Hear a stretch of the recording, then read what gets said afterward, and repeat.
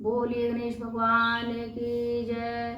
तो आइए व्यास जी महाराज गणेश जी का ध्यान करते हैं। हम सब भी थोड़ा गणेश भगवान का ध्यान कर दें। ओम गजाननं भूतगणाधिसेवितं कपित्थजम्बूफलचारुभक्षणम् उमासुतं शोकविनाशकारकं नमामि विघ्नेश्वर पादपंकजम।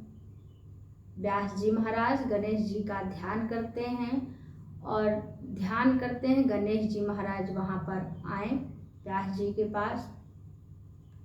गणेश जी महाराज पधारे हैं और उन्होंने व्यास जी से कहा है कि आप चिंता ना करें, आप श्लोक बोलते जाइएगा और मैं लिखते जाऊंगा, मैं लिखता जाऊंगा। गणेश जी ने व्यास जी से कहा मेरी एक शर्त है। व्यास जी महाराज कहें बोलिए क्या शर्त है गणेश जी? शर्त ये है कि जब तक इस ग्रंथ को मैं लिख नहीं देता तब तक मैं रुकूंगा नहीं।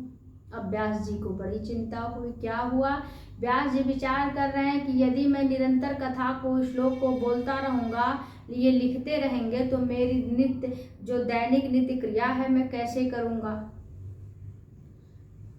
विचार पूर्वक निर्णय करने के बाद व्यास जी ने गणेश जी से कहा देखिए गणेश जी, मैं श्लोक बोलूंगा किंतु आपको यह विचार करना होगा कि श्लोक पूर्ण रूपेण ठीक है कि नहीं, तभी ग्रंथ में अंकित करिएगा। गणेश जी ने व्यास जी से कहा ठीक है, मैं ऐसा ही करूंगा। अब जब व्यास जी को दैनिक नित्य क्रिया करने के लिए जाना होता था तो उस समय व्यास जी महाराज एक कठिन श्लोक बोल करके चले जाते थे और जब वो चले जाते थे तब तक व्यास जी अपनी दैनिक नित्य क्रिया जो थी वो कर करके मतलब वो अपनी दैनिक नित्य क्रिया करके वापस आ जाते थे। एक कठिन श्लोक बोल करके चले जाते, तब तक गणेश जी उस पर विचार करते और जब तक गणेश जी विचार करते तब तक व्यास जी महाराज जा करके अपना दैनिक नित्य क्रिया करके स्नान आदि करके वापस आ जाते, पुनः वापस आ जाते थे। इस प्रकार से भागवत जी को लिखने का क्रम चलता रहा। एक दिन की बात है, ग्रंथ को लिखते लिखते गणेश जी के शरीर का तापमान बढ़ गया। व्यास जी महाराज ने देखा कि अब भागवत जी की रचना कैसे होगी। तब व्यास जी ने गणेश जी के शरीर के तापमान को सामान्य करने के लिए भाद्रपद की शुक्ल पक्ष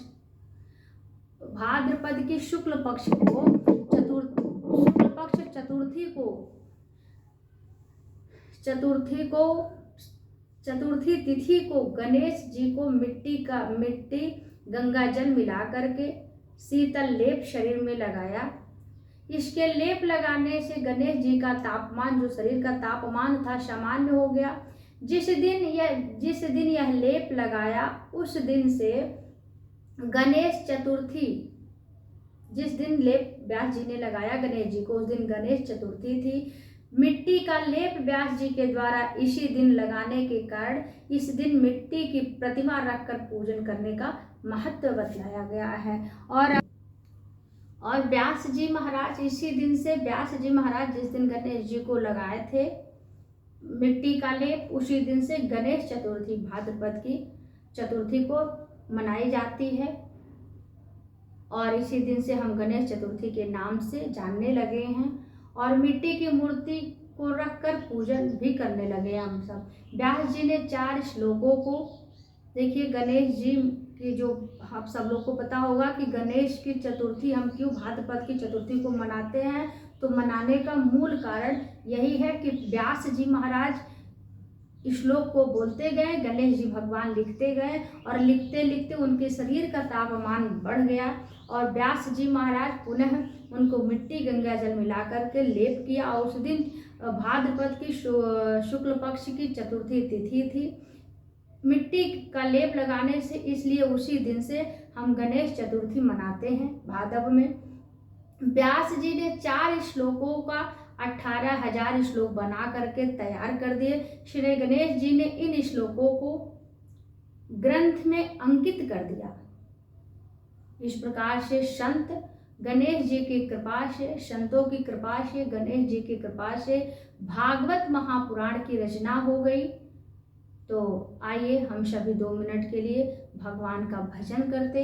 बोलिए वृंदावन बिहारी लाल की जय, राधा रमण सरकार की जय।